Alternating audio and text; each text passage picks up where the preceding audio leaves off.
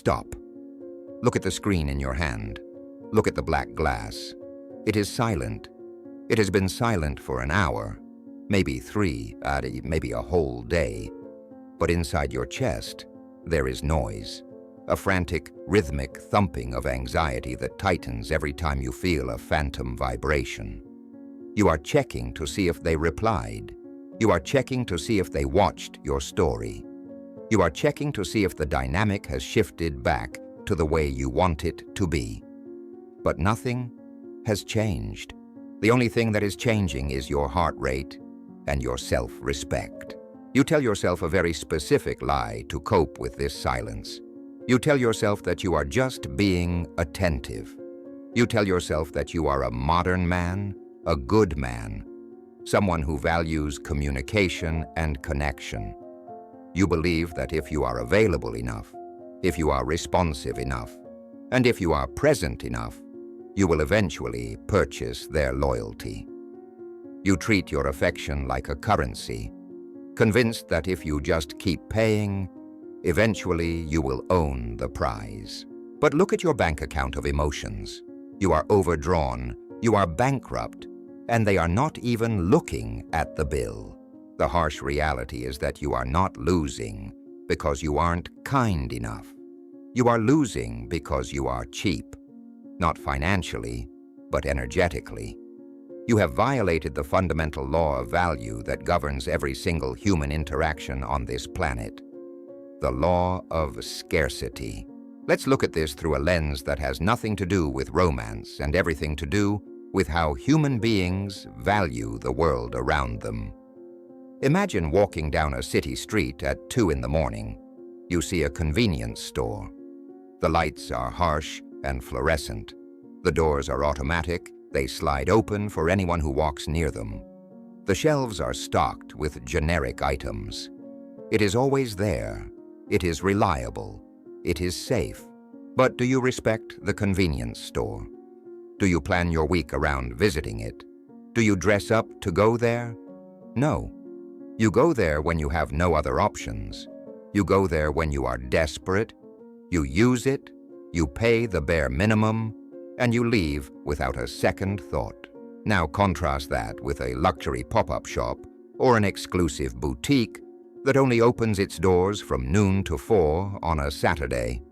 There is a line around the block. There is a bouncer at the door. You cannot just walk in. You have to wait. You have to hope there is still inventory left by the time you get inside. The items inside might fundamentally be the same fabric as the ones in the convenience store, but the context has changed entirely. Because access is limited, value skyrockets. The scarcity heuristic triggers a primal switch in the human brain that says, if this is hard to get, it must be valuable. Right now, you are the convenience store. You are open 24/7. You text back instantly, regardless of what you are doing. You clear your schedule the moment they suggest a plan, even if it means canceling on your friends or skipping the gym. You are broadcasting a signal that says, my time has no value. My attention is free. Take as much as you want. And because it is free, they treat it like air. Essential for survival, perhaps, but completely unnoticed until it is gone. And you are never gone. You are always there, suffocating them with your availability. This is where the economic concept of supply and demand becomes a ruthless teacher. When the supply of a commodity exceeds the demand, the price crashes. You have flooded the market with your attention. You have created a surplus of yourself. Is it any wonder that your stock price has plummeted? You are trying to negotiate desire, but desire cannot be negotiated. It can only be inspired. And nothing inspires desire quite like the subtle fear that you might not be available. You might be thinking that this sounds manipulative, or that this is some sort of calculated game. It is not. This is about calibration. It is about understanding that your life is the primary mission, and anyone else is a guest in that mission. Not the architect, of it. When you are truly focused on your purpose, whether that is building a business, mastering a skill, or simply cultivating your own peace, you do not have the bandwidth to be a convenience store. Your absence shouldn't be a trick you play to make someone like you. It should be a side effect of you having a life that is actually interesting. The mistake you are making is thinking that consistency means constant contact. You believe that if you step back, they will forget you. This is the insecurity talking. In reality, the opposite is true. When you are constantly present, you deny them the opportunity to miss you. You deny them the space to wonder what you are doing. You deny them the chance to project their own fantasies onto you. When you are always in their face, you are reality. Reality is often boring. Reality is flawed. Reality is mundane. But when you are absent, even for a few hours or a day, you become a concept. You become a memory. You become a question mark. Where is he? Who is he with? Why hasn't he replied? In that space of uncertainty, their mind begins to work for you. They start to invest mental energy into thinking about you. And the more they think about you, the more valuable you become to them. This is the sunk cost of cognition. By removing yourself, you force them to invest. But you are terrified of this void. You rush to fill every silence with a double text, a meme, a question, anything to keep the connection alive. You are doing all the heavy lifting.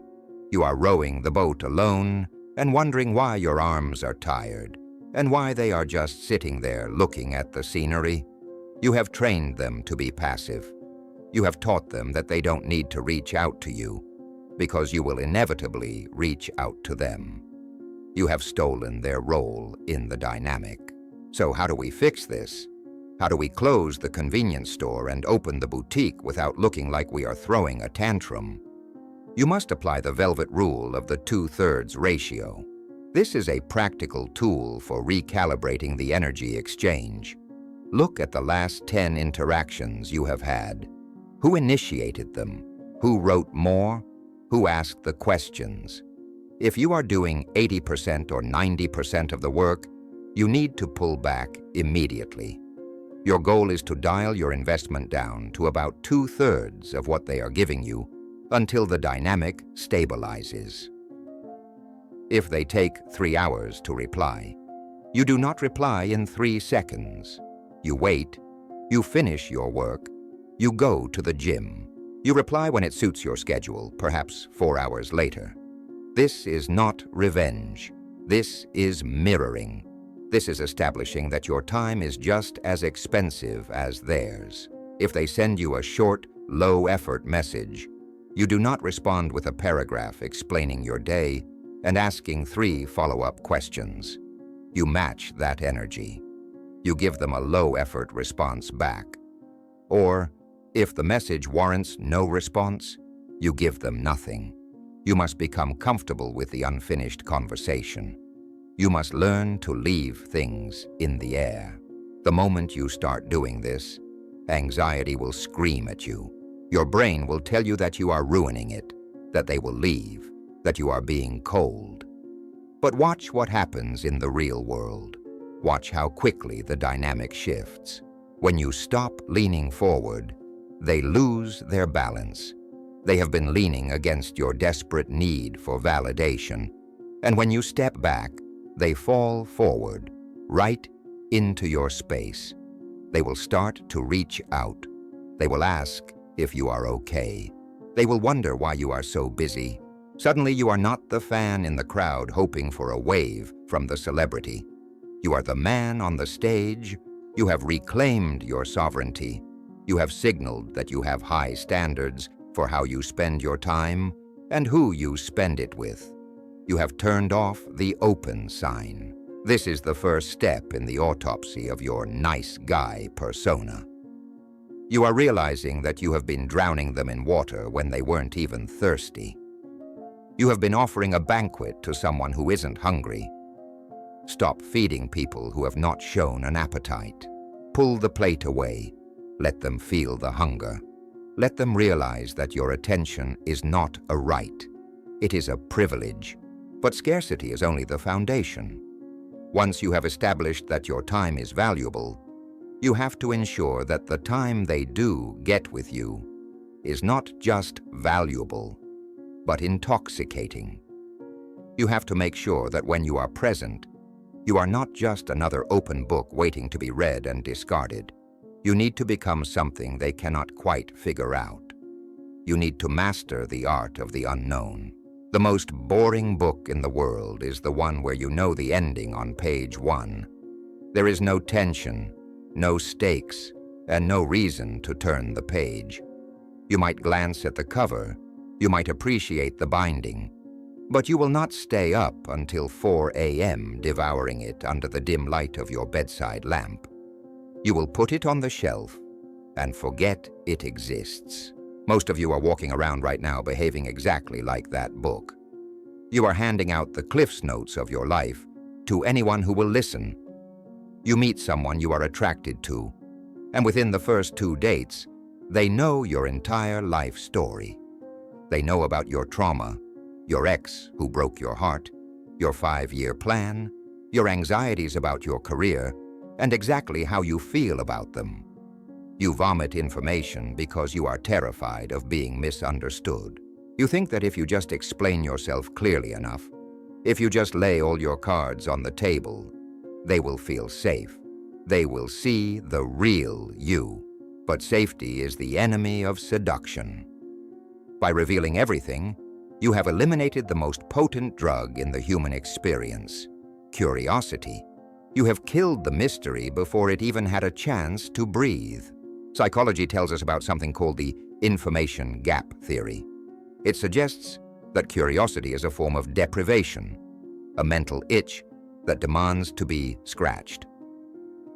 When we feel a gap in our knowledge, our brain enters a state of high alert. We become obsessed with filling that gap. This is why you binge watch a series with a complex plot. This is why you scroll through comments looking for context. You are hunting for the missing piece. Now consider the way Hollywood markets a blockbuster film. They release a trailer. Does the trailer show you the resolution? Does it show you the hero winning and the credits rolling? No. It shows you flashes. It shows you a moment of high tension, a whisper of a secret, an explosion, a look of betrayal. It gives you the feeling of the movie without giving you the plot of the movie. It creates a massive information gap. You buy the ticket because you need to know how those disjointed images connect. Contrast that with a Wikipedia plot summary. It tells you exactly what happens. The hero goes to the island, fights the beast, wins, and goes home. It is accurate. It is honest. And it completely destroys any desire to watch the film. Right now, you are the Wikipedia summary. You are dry, factual, and completely devoid of tension. You answer every question with a paragraph. If she asks, "How was your day?" you give a chronological list of your tasks, your lunch, and your commute. You are boring her to death with the truth. You are striving for clarity, but you are achieving transparency. And in the game of attraction, transparency is invisibility. You must understand that people do not fall in love with who you are. They fall in love with the fantasy of who you might be. They fall in love with the version of you they create in their own minds. But for them to create that version, you have to give them a blank canvas. You have to give them space. If you fill in every detail, there is no room for their imagination to paint. This leads us to a critical distinction that most men get wrong: the difference between vulnerability and emotional leakage. You have been told that women want vulnerable men. This is true, but not in the way you think. Vulnerability is sharing a deep truth after trust has been earned. It is a gift given from a position of strength. Emotional leakage is spilling your guts to a stranger because you lack the discipline to contain your own internal state. It is weakness masquerading as openness. When you overshare early on, you are not bonding, you are burdening. You are asking her to hold the weight of your history before she has even decided if she likes your present. It screams of low status. It signals that you are desperate to be understood because you don't understand yourself. A high-value man is a fortress. He has windows, yes, and eventually he may lower the drawbridge for the right person. But he does not live with the walls torn down. You need to harness the power of the Zeigarnik effect. This is a psychological phenomenon where the human brain remembers uncompleted tasks or interrupted thoughts far better than completed ones. A waiter remembers an open order perfectly, but the moment the bill is paid, he forgets it entirely. When you tell her everything, you are a paid bill. You are a completed task. Her brain files you away as solved and moves on to the next puzzle. To keep her engaged, you must remain an open loop. You must be the riddle that she cannot quite solve. This requires a fundamental shift in how you communicate. It requires you to stop explaining and start implying. Here is your tool for this: the Velvet Rule of Minimal Viable Information, MVI. From this moment on, you will stop answering questions with essays. You will answer with the minimum amount of information required to be polite, while leaving a hook for curiosity. If she asks, "What do you do for work?" do not give her your job title and a 5-minute breakdown of your daily responsibilities. Say something like, "I help companies avoid disasters. It's stressful, but the wins are worth it." Notice the difference. The first answer is data. It closes the loop. The second answer is a trailer. It opens a loop. What kind of disasters? Why is it stressful? What wins? She now has to ask more questions. She has to chase the information. You are leading the dance. If she asks, "What did you do today?" do not say, "I went to work, then I went to the gym and hit legs, and now I'm making chicken." That is the Wikipedia summary. Instead, say, "I spent the afternoon fixing a mistake I made yesterday. I think I finally cracked it." Again, you have created a gap. What mistake? What did you crack? You are inviting her into your world, but you are making her knock on the door first. You are not standing on the porch yelling your business to the neighborhood. This applies to your past as well. If she asks about your exes, do not launch into a 20-minute monologue about how crazy they were. That makes you look bitter and obsessed. Simply say, "We wanted different things. I learned a lot from it." And leave it there. Let her wonder what you learned. Let her wonder what those different things were. This restraint is incredibly powerful. It projects a massive amount of confidence. It says, "I am comfortable with silence. I don't need to prove anything to you. I am not trying to sell myself." In a world where everyone is screaming for attention, the man who whispers, or better yet, the man who simply smiles and says nothing, is the one who draws every eye in the room. You are creating a vacuum, and nature abhors a vacuum. She will rush to fill that silence with her own words, her own explanations, her own efforts to impress you. By saying less, you learn more.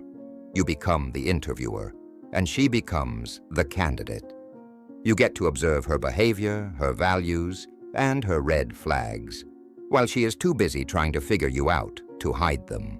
Stop handing them the map to your mind. Stop giving them the GPS coordinates to your soul on the first date. Let them get lost exploring the terrain. Let them hit dead ends. Let them wonder what is around the next corner. That confusion, that frustration, that is the friction that creates the spark. Without friction, there is no fire. But being mysterious is not enough. You can be a mysterious rock, and eventually, the rock becomes boring because it never moves. To truly hook someone into the depths of psychological attachment, you must be more than just hidden. You must be dynamic.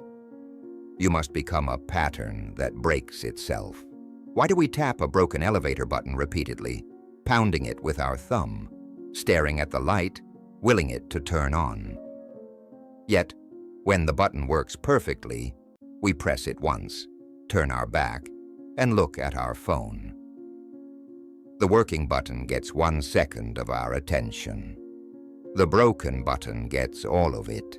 This is a glitch in the human operating system, and it is the reason why the nice guy, the man who is reliable, predictable, and constant, is so often ignored.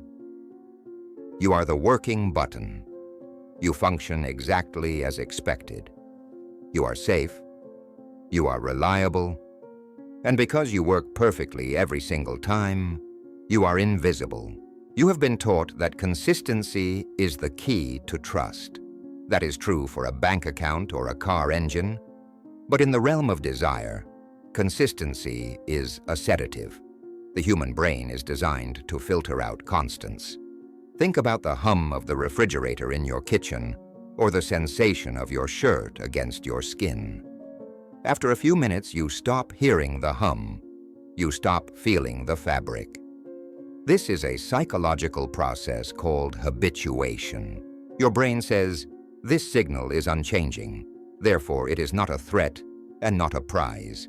Ignore it." When you are predictably nice, predictably available, and predictably eager, you become the background noise of her life. She knows exactly what you are going to say before you say it. She knows that if she cancels plans, you will be understanding. She knows that if she posts a selfie, you will like it. You have become a piece of furniture in her emotional living room. Useful, perhaps, but certainly not something she thinks about when she leaves the house. To wake her up, to snap her out of this trance, you must understand the most powerful addiction mechanism known to behavioral psychology, intermittent reinforcement. B.F. Skinner discovered this decades ago. If a rat presses a lever and gets a pellet of food every time, it presses the lever only when it is hungry. But if the rat presses the lever and sometimes gets a pellet, sometimes gets nothing, and sometimes gets 5 pellets, the rat goes insane. It presses the lever until it collapses from exhaustion. The uncertainty creates a dopamine spike that is significantly higher than the reward itself. The brain doesn't get high on the getting, it gets high on the maybe. Let's apply this to a modern, agonizing reality. The faulty phone charger. You have one cable that works perfectly. You plug it in, you go to sleep, you never think about it. It has 0 emotional weight in your life. Now think about the old frayed cable, the one you have to wiggle, the one you have to hold at a specific 45-degree angle or prop up against a book to get it to charge. You obsess over that cable. You check it every 5 minutes to make sure the lightning bolt icon is still there. You treat it with care. You swear at it. You pray to it. Why? Because it is unreliable. Its inconsistency forces you to pay attention to it. You need to become the faulty charger. This is not about being toxic or abusive. It is not about manufacturing cruelty. It is about breaking the pattern of your own behavior so that you cannot be taken for granted. It is about disrupting the rhythm. Most men are emotional metronomes. Tick, tock, tick, tock. Always happy to see her. Always agreeable, always validating. You must break the metronome. If you are usually text-heavy, sending long paragraphs and emojis, go cold and analytical for a day. Not out of anger, just out of focus. Send short, precise answers. Then, the next day, send her something genuinely thoughtful and warm. If you are usually stoic and reserved, surprise her with a sudden burst of passionate spontaneity. Grab her hand, lead her somewhere, show a flash of intense desire, and then return to your calm baseline. This fluctuation prevents habituation. It prevents her from solving you. She cannot get comfortable because the ground is shifting. One moment you are the warm lover, the next you are the focused professional. The next you are the distant observer. She has to constantly recalibrate her approach to you. She has to wiggle the cable to see if the connection is still there. And in that moment of recalibration, when she is wondering, is he in a mood? Did I say something wrong? Is he busy? She is thinking about you. She is investing energy in you. Here is the velvet rule, the rhythm breaker. Review your last week of interaction. What is your pattern? Are you the good morning text guy? Are you the instant reply guy? Are you the yes man? Whatever your pattern is, break it tomorrow. If you always text good morning, do not send it. Wait until 2 p.m. and send a photo of what you are doing with zero context. If you always agree with her choice of restaurant, say, no, I'm not feeling that. Let's go here instead. If you are always the one asking to hang out, stop asking. Go silent for 3 days until she reaches out to you. Do not announce this change. Do not say, I am trying to be mysterious now. That ruins it. Just do it. The shift in energy will be palpable. You will feel her anxiety spike. You will see her try to re-establish the old pattern because the old pattern was comfortable for her. She had the control. She might ask, are you mad at me? Or, you're being quiet today. This is the critical moment. The old you would rush to reassure her. No, baby, I'm sorry, I'm just tired. The new you, the velvet dagger, stays in the pocket. You simply say, no, just focused on some work. All good. You remain unbothered. You remain calm. You let her sit with the uncertainty. You are teaching her that your warmth is not a salary she gets paid just for existing. It is a commission she earns for engaging with you. You are teaching her that you have a range of internal states, and that you are not just a mirror reflecting her own moods. Most men are thermometers. They just reflect the temperature of the room. If she is hot, they are hot. If she is cold, they panic. To control the dynamic, you must be the thermostat, or better yet, the weather system itself. You set the climate. You can be sunny when she is stormy. You can be cold when she is demanding warmth. By becoming unpredictable, you become the most interesting thing in her life. Not because you are better than the other men, but because you are the only one she hasn't figured out yet. The moment she thinks she has you figured out, the game is over. Keep the cable frayed, keep the buttons sticky, keep her pressing, hoping for the light to turn on. But getting her attention is only half the battle. Once she is looking at you, once she is pressing that button, what does she see? If she looks into your eyes and sees only a man begging for approval, the mystery dissolves instantly. You need to flip the script on validation. You need to stop being the one seeking the spotlight and start becoming the one controlling it. Most people are walking around this world starving. They are not hungry for food. They are starving for significance. They are begging for a crumb of approval, a nod of recognition, a sign that they matter. And because you are a nice guy, because you have been raised to be polite and accommodating, you rush to feed them. You become a soup kitchen of validation. You ladle out compliments, attention, and praise to anyone who stands in line. You think this makes you generous. In the brutal calculus of social dynamics, it simply makes you cheap. You operate under the delusion that if you tell a woman she is beautiful, she will feel good. And because she feels good, she will like you. You believe that flattery is a bridge to connection, but you are forgetting the source of the compliment. If a beggar on the street tells you that your suit is sharp, you might smile. but you do not respect his opinion on fashion. If a master tailor on Savile Row tells you the suit fits perfectly, you wear that compliment like a medal. The value of the validation is determined entirely by the status of the validator. Right now, your status is the fan. Think about the dynamic between a celebrity and a fan. The fan waits in line. The fan pays for the ticket. The fan screams and cheers and claps for everything the celebrity does. If the celebrity sings off-key, the fan cheers. If the celebrity tells a bad joke, the fan laughs. The fan has no standards. The fan is just happy to be in the room. Does the celebrity want to sleep with the fan? No. The celebrity is repulsed by the fan. The fan is a spectator, a consumer, a subordinate. The celebrity dates other celebrities. They date the producers. They date the critics. They date the people who are not impressed by them. When you constantly compliment a woman, when you laugh at her unfunny jokes, when you agree with her half-baked opinions, you are putting on the jersey of the fan. You are signaling, "I am below you, please notice me." You are blinded by what psychologists call the halo effect.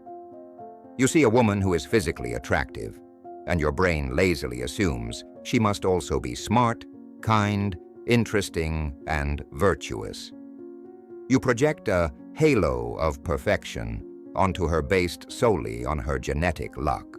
You need to shatter this halo. You need to stop being the fan and start being the casting director.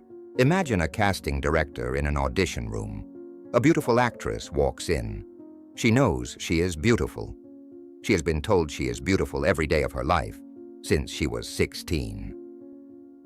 If the casting director says, "Wow, you're gorgeous," she rolls her eyes internally. She knows he is already sold. He is easy, he is boring. But if the casting director sits back, looks at her over his glasses, and says, "Okay, let's see if you can actually act. Impress me," the dynamic flips instantly. She is no longer the prize. The role is the prize. She has to work. She has to prove that she is more than just a pretty face. She respects the director because he has standards. He is not blinded by the surface. He is looking for the substance. You must adopt the mindset of the casting director. You must realize that beauty is common. In the age of Instagram and filters, beauty is the most abundant commodity on the market. Character, loyalty, wit, resilience, those are rare. Those are the things you should be auditioning her for. This brings us to the concept of costly signaling. In biology and economics, a signal is only reliable if it costs something to produce. Cheap talk is worthless. When you give away compliments for free, they are cheap signals. To increase your value, you must make your validation expensive. It must be rare, and it must be earned. If you compliment her on something she didn't earn, her eyes, her height, her bone structure, you are praising her DNA. You are praising her parents. It costs her nothing to have those eyes. So your praise means nothing. It is empty calories. But if you withhold that praise and instead wait for her to do something impressive, maybe she tells a clever joke, maybe she handles a rude waiter with grace, maybe she shows a spark of ambition, and then you validate that specific behavior, it hits like a lightning bolt. You are saying, "I see you, I see the person underneath the skin, and I approve." That is the difference between flattery and recognition. Flattery is for the ego. Recognition is for the soul. Here is the velvet rule, the mirror of character. For the next week, you are banned from giving any compliments on physical appearance. None. No, "you look hot." No nice dress. No fire emojis on her story. Delete them from your vocabulary. Instead, you will only validate choices and actions. If she is wearing a unique artistic necklace, do not say, "You look pretty." Say, "That necklace is fascinating." You have a very dark sense of style. I like that. You are validating her taste, her choice, her mind. If she debates you on a topic and makes a good point, do not say, "You're cute," when you're mad. Say, "That was actually a sharp argument. I didn't expect that from you." Notice the neg or the challenge inherent in that last phrase. I didn't expect that from you. It implies that your approval was not guaranteed. It implies that you were evaluating her, and she passed the test. It implies that you have a bar, and she just jumped over it. This creates a psychological craving. When someone realizes that you are not easily impressed, they become obsessed with impressing you. They want to win the approval of the judge, because the judge's approval actually means something. You must also be willing to hold up the mirror when the reflection is not pretty. The nice guy is afraid to disagree. The nice guy smiles when she is being bratty or rude because he is afraid of losing her. The high-value man calls it out. Not with anger. Anger shows you are triggered, but with amusement. If she is being difficult or acting entitled, do not apologize. Look at her with a smirk and say, "Are you always this much trouble?" Or, "I think you're used to getting your way. That's not going to work with me." This is not an insult. It is a boundary wrapped in a velvet glove. It signals that you see the game she is playing, and you are not playing along.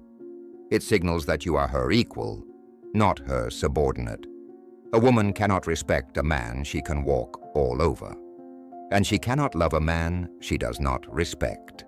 You are moving from a position of "please pick me" to a position of "are you good enough for me?" You are shining the spotlight on her, but not to worship her, to interrogate her. You are checking for cracks in the foundation. You are looking for the red flags. And here is the beautiful irony. The more you scrutinize her, the more you challenge her, and the less you worship her, the more safe she will feel with you. Why? Because a man who has standards is a man who can protect his boundaries.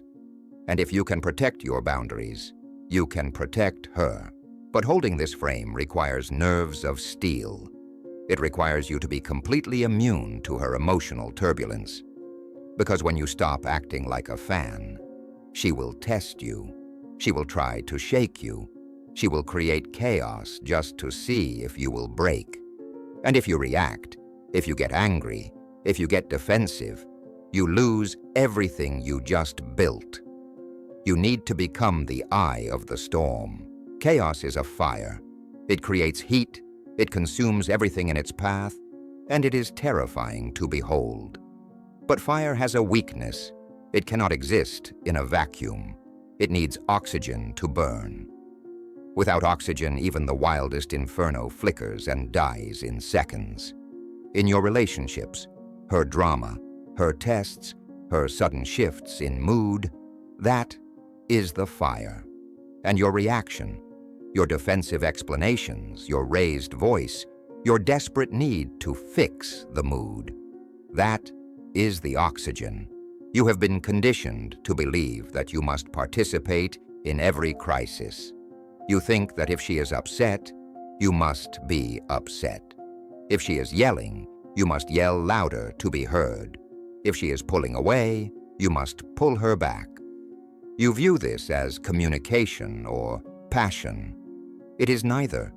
It is emotional contagion. You are catching her virus. You are letting her weather system dictate your climate. When you react to provocation with immediate emotion, you are handing over the keys to your nervous system. You are telling her, "You are in control of me. Push this button, and I get sad. Push that button, and I get angry." A man who can be easily triggered is a man who can be easily led. And deep down, no woman wants to lead a man she can unsettle with a single sentence. She wants a rock, not a leaf in the wind. Let's visualize this with a scenario where the stakes are life and death. You are a passenger on a transatlantic flight. You are cruising at 35,000 feet. Suddenly, the plane drops. Coffee cups hit the ceiling. The lights flicker. The oxygen masks drop. Panic erupts in the cabin. People are screaming. Your heart is hammering against your ribs. Now imagine the pilot comes over the intercom. If he is screaming, "Oh God, I don't know what to do. Everyone calm down. Why is this happening to me?" What do? You accept death. You panic harder. You have zero faith in his ability to save you. His fear confirms your fear. But if the pilot comes on the intercom, and his voice is slow, deep, and completely bored. Folks, bit of a bump there. We're going to climb to a different altitude to smooth it out. Sit tight. What happens to your heart rate? It drops. You relax. Why? Because the pilot is not reacting to the chaos. He is assessing it. His calm overrides your panic. He has stabilized the frame. In your relationship, you are the pilot. She is the passenger. This is not to say that women are incapable of emotional regulation. That is a misogynistic trope. It is to say that in the polarity of attraction, the masculine energy creates the container of safety. When she brings chaos, turbulence, she is often unconsciously testing the integrity of the plane. She wants to know, is this man strong enough to handle my darkness? Is he strong enough to handle my stress? Or will he crumble the moment things get hard? If you crumble, if you start shouting back, you have crashed the plane. You have proven that her chaos is stronger than your peace. This brings us to the concept of locus of control. Most men operate with an external locus of control. They believe their internal state is determined by outside events. I am angry because she was rude. I am sad because she didn't text back. This is the mindset of a victim. The Machiavellian approach, the velvet dagger approach, requires an internal locus of control. You decide how you feel. You decide when you speak. You decide if a comment is worthy of a response. You become an impenetrable fortress. You can watch the storm rage outside your window, but you do not open the door to let the rain in. This is incredibly difficult to do. When someone challenges your ego, your lizard brain wants to fight. It wants to win the argument. But in the game of seduction, the person who tries the hardest to win the argument is the one who loses the frame. The winner is the one who refuses to play. When she throws a tantrum or accuses you of something ridiculous or tries to bait you into a fight, the nice guy defends himself. He says, "No, that's not true. I did this because of that. Please understand me." He is pleading for the judge to drop the charges. The high-value man does not plead. He evaluates. He looks at her not with anger, but with curiosity. He treats her outburst like a scientific phenomenon. Interesting. She is very upset right now. He dissociates from the emotion. So how do you practically achieve this pilot-level stoicism when your blood is boiling? You use the velvet rule, the 3-second pause. This is a physical override for your psychological autopilot. From now on, whenever she asks you a difficult question, challenges you, or insults you, you are forbidden from answering immediately. You must wait 3 full seconds. 1, 2, 3. In those 3 seconds, you do 3 things. You breathe. This lowers your cortisol. You lock eyes with her. You do not look down. You do not look away. You hold the gaze. You strip the emotion out of your response. Then and only then do you speak. This pause is devastatingly effective. In social dynamics, silence is heavy. It creates tension. When you don't reply instantly, her brain goes into overdrive. Did he hear me? Is he mad? Is he judging me? She stops focused on her anger and starts focusing on your reaction. You have broken her rhythm, and because you waited, your words will carry more weight. Fast talk sounds nervous. Slow talk sounds authoritative. A king does not rush his decree. If she says, "You never listen to me," the old you, "I do listen. I listened yesterday when..." Defensive, fast, weak. The new you, pause, 1, 2, 3, hold eye contact. "I am listening right now. Tell me what you need." Calm, slow, dominant. If she tries to make you jealous by mentioning another guy, the old you, "Who is he? Why are you talking to him?" Insecure, reactive. The new you, pause, 1, 2, 3, slight smirk. "Sounds like a nice guy. I hope he treats you well." Unbothered, secure. You are signaling that you are so confident in your position that you do not view other men as threats, and you do not view her moods as emergencies. You are the immovable object. This emotional stability is the ultimate aphrodisiac. It allows her to relax.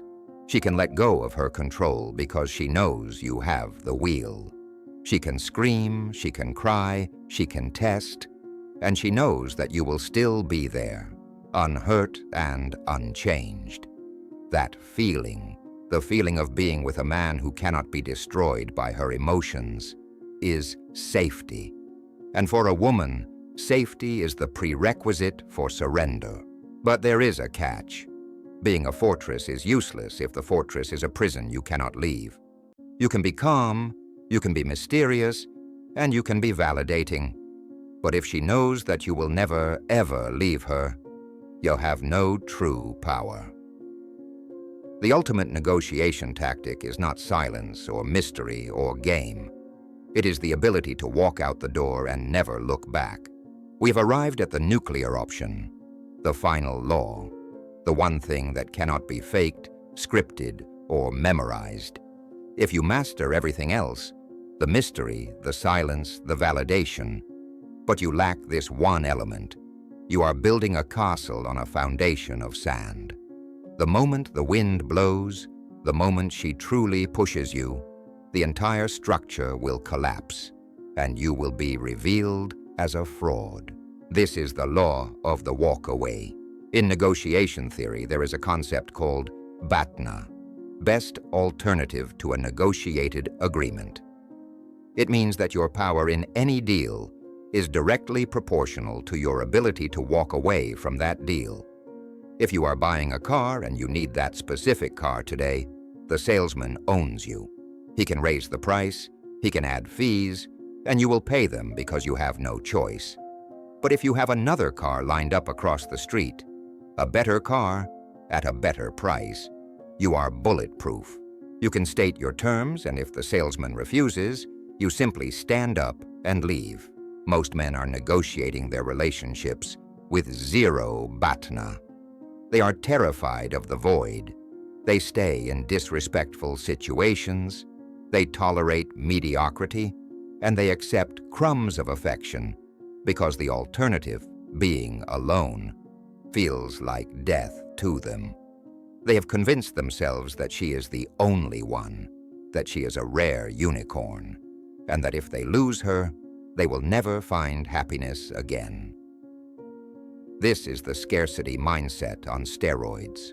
Because she knows you are afraid to leave, she holds all the cards. She knows exactly how far she can push you. She knows she can flake on plans, disrespect your time, and flirt with others, and you will still be there, waiting, hoping, begging.